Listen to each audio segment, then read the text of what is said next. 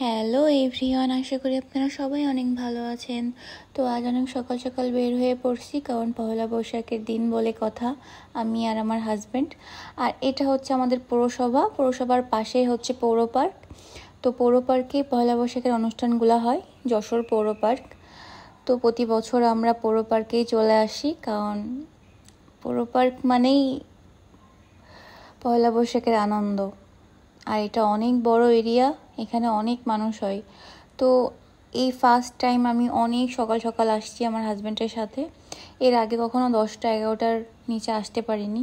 তো আজকে আমরা 9টার মধ্যে চলে আসছিলাম, কিন্তু অনুষ্ঠান শুরু হয়ে যায় আরও সকাল সকাল, মানে পুরা ভোর থেকে অনুষ্ঠান শুরু হয়ে যায়, অনেক ভোর থেকে। এখানে অনেক সুন্দর অনুষ্ঠান হয়, সবাই নাচ গান করে, খুবই ভালো লাগে।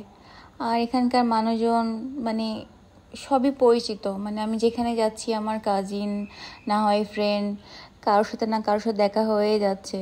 আর আমার হাজব্যান্ডের তো কষ্ট হচ্ছে, কারণ অনেক গরম লাগতেছিল ওর।